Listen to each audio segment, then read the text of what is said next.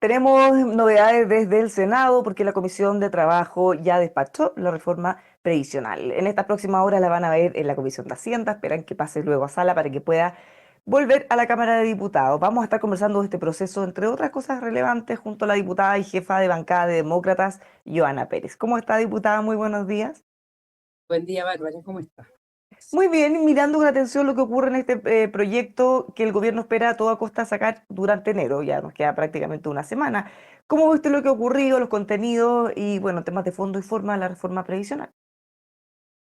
Mire, yo creo que pese a todo lo que hemos visto, porque hemos visto demora, este proyecto no es solo de este gobierno, ya hemos intentado hacerlo ya con estos tres gobiernos, mejorar las pensiones. Yo en los espacios políticos que he estado, ¿cierto? Hoy día en demócratas, antes en la democracia cristiana, siempre dimos la idea de legislar con el gobierno del expresidente Piñera y el actual, hoy día siendo demócrata. Y creemos que es lo que hay que hacer, no obstaculizar. Por eso he valorado la voluntad que se ha dado en el Congreso, tardía, ya, porque en el fondo siempre nos gustaría que estas cosas sean antes, pero los eslogans, la ideología, el, el, el, el, la insistencia del gobierno en mantener lo que ellos creen, creo que ha dificultado. Y por otro lado, una derecha que también no ha querido ceder, porque siempre ha defendido también, ¿cierto?, a la gran industria, que en el fondo son las AFP. Entonces, pero Demócratas no se ha quedado en la crítica ni en los eslogans, sino en propuestas. Y es por eso que yo valoro el diálogo, los acuerdos, y valoro que también el gobierno haya cogido de los 6 puntos que pusimos cuando, cuando despachamos la reforma, porque gracias a los votos demócratas, esta reforma se puede ver en el Senado, porque recordemos que estaba muy justa y fue Demócratas que le dio los votos para que sigamos avanzando en pensiones. Y sin duda que nosotros creemos que hay que generar competencia y por eso incorporamos cooperativa de pensiones y el gobierno la acogió. Y también ampliar la PGU, el gobierno se había comprometido en diciembre del año que pasó, y ampliar la cobertura a muchas personas que no reciben hoy día. Entonces, creemos que va bien encaminado el acuerdo. Siempre hay cosas que se pueden mejorar. A mí no me gustó el texto que salió de cooperativa, porque las hacen entrar como sociedad anónima, como una FP más. Entonces, eso no es generar una competencia distinta, es entrarla a hacer jugar en una misma cancha. Entonces, pero creo que todavía se puede mejorar. Ya, si bien los tiempos son acotados, pero con voluntad todo se puede. ¿Qué tanto espacio hay para hacerle más cambios? Porque si es que se sigue con el cronograma que ha propuesto el gobierno, va a estar en Comisión de Hacienda hoy día, mañana, jueves se vota en el Senado, tendrían ustedes la Cámara eventualmente el viernes y el sábado para aprobarla, porque hasta ahora, por lo menos, a menos que pase algo distinto o el presidente use una atribución constitucional, no van a tener la semana siguiente para poder estudiarla. Entonces, ¿qué tanto análisis se puede hacer si prácticamente va a pasar 1 o 2 días por cada instancia y aprobada? Bárbara, yo lamento el obstruccionismo que se ha dado por algunas bancadas. La semana distrital no es vacación. Uno tiene que trabajar y nosotros hemos dado nuestros votos para poder sesionar si es necesario la otra semana y dejarla despachada en enero. Pero hay bancadas como republicanos que no han querido ceder en eso. Ahora, a mí no me molesta que el presidente nos convoque si es necesario mejorar esto en una mixta. A mí lo que me interesa es que quede un buen proyecto y hay mucho ruido, hay mucha mala intención también, hay personas que van a dejar de lucrar y que por lo tanto también están queriendo echar abajo este acuerdo. Lo que no podemos hacer es echar a perder un acuerdo por querer sacarlo contra el tiempo. Nosotros hemos visto cuando se legisla de manera forzosa, rápida, atolondrada, y eso no es bueno. Pero eso no significa que tenemos hasta abril, sino que perfectamente podemos venir a sesionar la próxima semana y si la bancada de republicanos estuviera de acuerdo, y si no, bueno, el presidente es el presidente y tendrá que convocarnos. Pero yo creo que tenemos que dar una mínima discusión. La Cámara de Diputados no es un buzón y por lo tanto creemos que si hay cosas que mejorar, se pueden mejorar y por lo tanto el gobierno tiene que estar abierto a ese diálogo. Yo reclamo que la ministra, entiendo que haya estado muy ocupada, pero no contestó ni una llamada en estos días. Entonces, el gobierno tendrá que hacer su mea culpa en buscar ese diálogo porque en la Cámara no tiene asegurado todos los votos. Bueno, y en esa línea se ha generado harto debate respecto a las declaraciones de la ministra. Algunos la justifican porque dicen ella está tratando de asegurar los votos en su sector, pero por otro lado pone con más dificultad a la oposición para que se puedan alinear. Desde Chile Vamos llaman a la ministra Jara, también al ministro Marcel, pero sobre todo a ella, a que cuide el acuerdo. ¿Qué le parece? Porque declaraciones como esto por fin le abre la puerta a sacar a la AFP, ya ni siquiera se aprueba y están anunciando que van a presentar una AFP o una inversión estatal. Afirmó que los primeros beneficiados van a ser los exonerados. Una cosa que a la oposición, o al menos a la derecha, que está más reacia, bueno, le genera no más dudas, sino que además más animadversión con el acuerdo. Yo creo que en sus propias filas, en el Partido Comunista, la ministra tiene gente que quiere que este acuerdo no vea la luz, ¿ya? Porque ellos, la lucha en la calle, las consignas, eh, en el fondo se termina cuando tú llegas a un acuerdo. Es como el proceso constituyente. Si no era la que ellos querían, no era ninguna, ¿ya? Porque en el fondo les permite seguir el día de mañana por una nueva constitución, las consignas históricas de estos partidos que a veces se ubican en los espacios, algunos más extremos, antisistémicos, en fin. Entonces creemos que la ministra tiene tironeos propios y lo hemos visto no solo en pensiones, lo hemos visto en materia de seguridad, al gobierno mismo, en materia migratoria, control de migración. Entonces, es algo propio que ya hemos tenido que aprender a convivir con esos tironeos o con la ausencia de votos oficialistas en muchas materias. Pese a eso, hemos ido corriendo barreras, hemos ido avanzando, aunque después el gobierno a veces no aplica lo que aprobamos, pero en materia de pensión hay algo claro y concreto, una necesidad de los pensionados. Yo no tengo cara de ir nuevamente a mi distrito frente a las personas que yo represento, que son personas muy, yo diría que necesitan de no solo mejores pensiones, sino de un Estado presente, que además tiene altas deudas históricas porque son los exmineros del carbón, son pescadores, hay temas que zonas de rezago, zonas de violencia, de temas que tenemos de estado de excepción. Entonces es bien complejo cómo te paras y le das una respuesta y decir, mire, no llegamos a acuerdo. Entonces, fija, a mí me exigen ese acuerdo y yo me debo a quienes me eligen. Entonces creo que eso es lo que debería primar acá. Yo creo que prima la cordura en lo grueso. Uno ve desmadre, ve situaciones lamentables en la Cámara de colegas, de bancadas, pero yo creo que finalmente prima la mesura, el acuerdo, el diálogo y demócratas está en eso. Los aspectos fiscales, la solvencia, la posibilidad de que se pueda pagar efectivamente este préstamo que se le va a pedir a los afiliados. Son algunas de las cosas que a ustedes les preocupan. Se supone que ese es el eje que se va a ver con más fuerza ahora en la Comisión de Hacienda, incluso con la presencia del Consejo Fiscal Autónomo. Así es, nosotros ahí tenemos nuestra presidenta, senadora Jimena Rincón, que, que ella ha sido muy crítica de los números porque los maneja por harto tiempo y viene siguiendo. No nos olvidemos que ella era la que pedía seguro longevidad para acortar las tablas de mortalidad, y que el gobierno finalmente no consideró esa propuesta, pero ella sigue atenta a los números y no es que tengamos división, ella pone el acento importante y probablemente a otro gobierno le va a tocar apretarse el cinturón y ver cómo va respondiendo porque esto no está garantizado.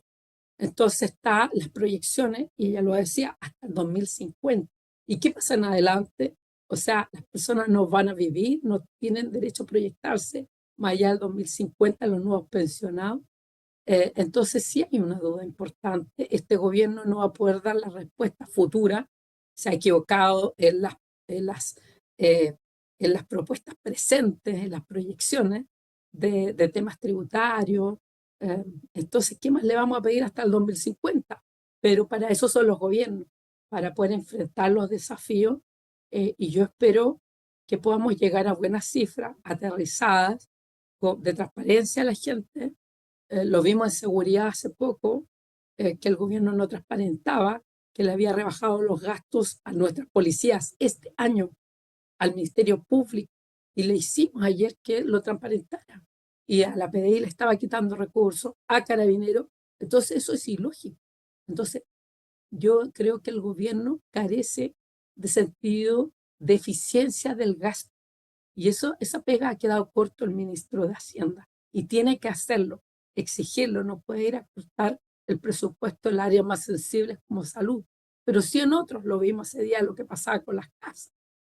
Hoy día se vio que el propio registro civil bien ha gastado plata que no correspondían. Entonces, que haga una mirada a cada ministro donde puede apretar el cinturón. Y eso este gobierno no lo está haciendo. Pero las pensiones son sensibles, las listas de espera son sensibles y ahí nosotros vamos a poner el foco como en seguridad. Ahora, en esa, cambiamos de tema, hablemos ya de lo que usted mencionaba porque ha generado bastante molestia. En el presupuesto se discutió y se le exigió al gobierno como un acuerdo que se iba a reducir el gasto. De hecho, hace poquito se estaba reclamando por parte del Ministerio Público. Pero se había dejado explícitamente escrito que no se podían disminuir los recursos a Carabineros, la PDI, entre otras cosas. Y lo que vemos ahora que, como dice la ministra, todo por rebote, pero son cerca de 2.400, casi 2.500 millones lo que se les recorta a Carabineros, casi 500 millones lo que se les recorta a la PDI. ¿Qué pasa con eso? ¿Qué les han dicho desde el gobierno? Eso viola aparentemente el acuerdo. Así es. Mire, la semana pasada yo fui a la Comisión de Seguridad a pedir que se pusiera un proyecto tabla de las plantas de la PDI, que modernice, que mejore para acompañar a nuestras policías.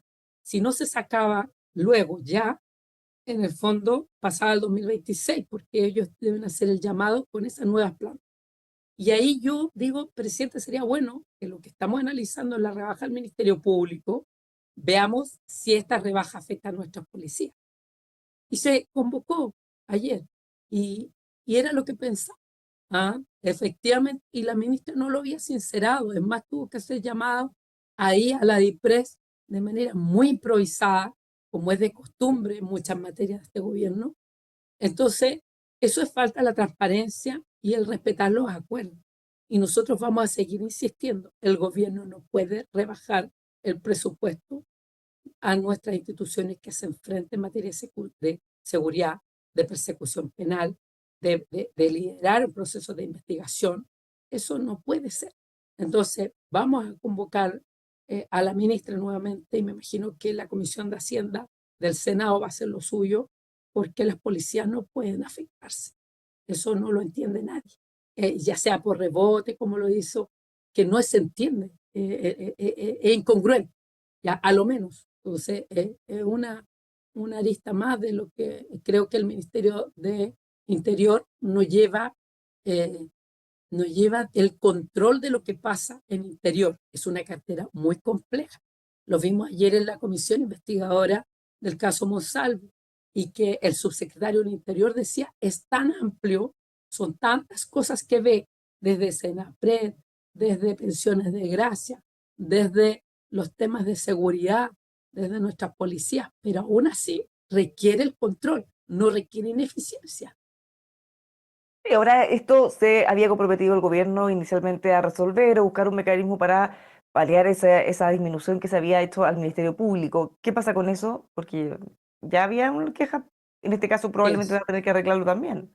Así es, el fiscal nacional lo dijo, eso afecta en materia de la operativa misma, pues son gastos operacionales, que en el fondo le van a afectar al desarrollo no solo de lo que nosotros veníamos avanzando, que era cumplir las brechas en materia de fiscales, de implementar de mejor manera la ECOC, ¿cierto? Que es la que ve el crimen organizado, la fiscalía especializada. Entonces son materias que primero las hemos ido avanzando desde acá, Comisión Investigadora de Crimen Organizado que me tocó presidir, ahí habían estas propuestas y se han ido implementando, no ha costado en estos 2 años, pero no podemos retroceder en lo que hemos ido avanzando. Entonces el gobierno va a tener que eh, revertir esos gastos y, por cierto, ir a apretar otros gastos.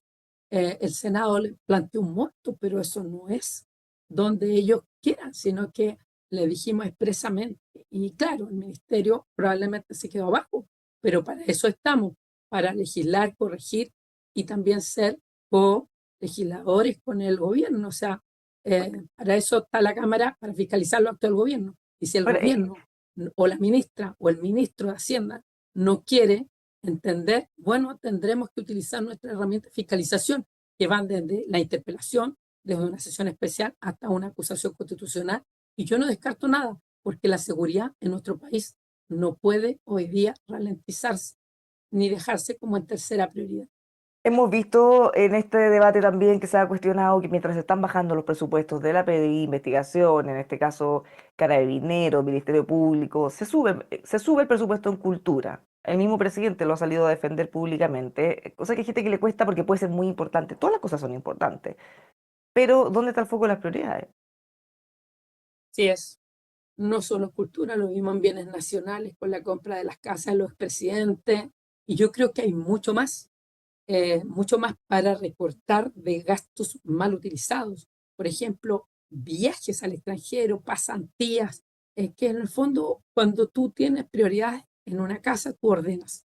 ¿Ya? Y yo creo que a este gobierno le ha faltado esa priorización cartera a cartera, servicio a servicio. Entonces nadie se quiere apretar el cinturón, pero hay gastos mal utilizados. Así que yo espero que el gobierno tome nota y que en el fondo se dedique a hacer eso y lo vamos a empujar a que haga esa priorización.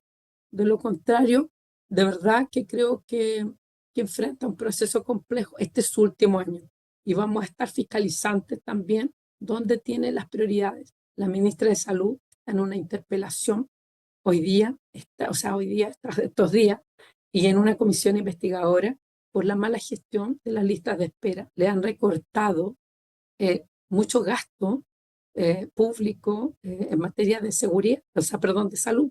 Y eso ha afectado cada hospital. Hay en Los Ángeles, por ejemplo, no tenían para operar operaciones en materia de traumatología. Estuvieron 2 meses esperando personas sin los insumos.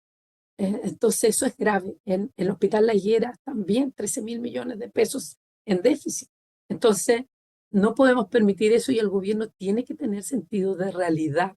Y eso es lo que le ha faltado. Así que estamos disponibles a ayudarlo, sí, pero no a permitir cualquier situación en cada ministerio, menos en gasto público.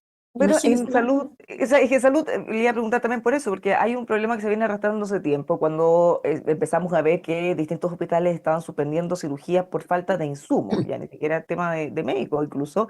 El gobierno se había comprometido a entregarles recursos, eso fue en el Congreso, porque nos mencionaba algún parlamentario muy molesto que el compromiso era darle recursos frescos para poder paliar un poco ese déficit, pero lo que se estaba haciendo, lo que se comprometió después de hacer, era más bien adelantar recursos del próximo año, que es este 2025, cosa que se sabía iba a generar un déficit o el déficit lo iba a adelantar en este año, porque si no les alcanzaba el anterior, tampoco este, pero desde los proveedores que no les han pagado las cuentas están diciendo que ni siquiera esa plata ha llegado. O sea, esto no se ha resuelto, no se ha abordado. Todavía tenemos problemas de la falta de insumos.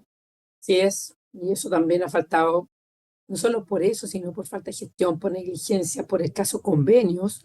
Hay que decirlo, el daño que le hiciera todas estas fundaciones en que en el fondo fraudulentamente articularon sus redes para defraudar al fisco y que muchas están en investigación, pero a todas luces, por las cosas que llevaron, no había eficiencia el gasto y la DIPRES también tenía que ver ahí y también Contraloría.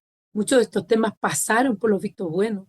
Entonces, si no estamos todos organizados para el fondo cuidar los recursos públicos que nos cuesta y estamos afectando a pymes. A propósito de ello, en el tema de pensiones, nosotros nos interesa ver cómo las pymes van a salir adelante. Y por cierto, en las materias de lo que le adeuda el Estado, porque en el fondo usted mata una pyme cuando no le paga su estado de pago al día. Hay obras en mi región que usted ha ido a inaugurar y el gobierno regional le debe 3 o 4 estados de pago a esas pymes que son pequeñas empresas y que, y lo decía el gobernador Jackman, o sea, se gastaron menos plata, nos quitaron plata desde el interior, tuvimos los problemas que Hacienda le puso muchas restricciones a los servicios por el caso fundaciones y además eh, están con temas hoy día no resueltos como nuestras policías. Entonces, todo mal, desde la gestión, el control, desde la priorización. Entonces usted nos dirá después, oye, es que la oposición ha sido muy dura. No, es que este ministerio, este gobierno, lo ha hecho mal. El ministro Marcel es un gran, eh, yo diría, ministro, pero en lo pequeño, en el control, la eficiencia del gasto ha quedado muy mal, en los números, en la proyección. Entonces, creo que ahí nos hace una mea culpa y el gobierno no ha sido capaz de ordenar eso. Y yo espero que este último año lo haga, porque de lo contrario, lo que va a endosar al futuro gobierno, pero no es al futuro gobierno, es al país, es a las personas, son las listas de espera. Imagínense que con esto, Bárbara, termino, pero solo para demostrarlo.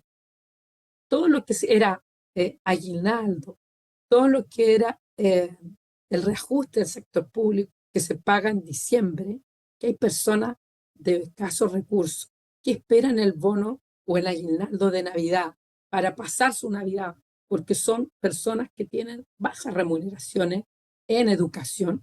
Nada de eso se ha pagado. Es primera vez en la historia que los bonos, los aguinaldos que debían pagarse con gasto 2025, hoy día pasaron para el 2026 y no se le ha dado ninguna respuesta a todas esas personas que trabajan en educación a través de los municipios, ¿ya? Eso es indolencia también, porque esas personas al final se les mintió, porque trabajaron con todas las agrupaciones, ANEF, CUT, pero finalmente todo es silencio, un silencio y nadie reclama aquí. Diputada, muchísimas gracias por conversar con nosotros. Que tenga un muy buen día. Buena semana. Muchas gracias, Bárbara. Disculpe la voz, pero estoy disfónica. Anda mucho bicho dando vuelta, diputada. Cuídese. Muchas gracias. Los dejamos a todos invitados que sigan con nosotros aquí en emol.com.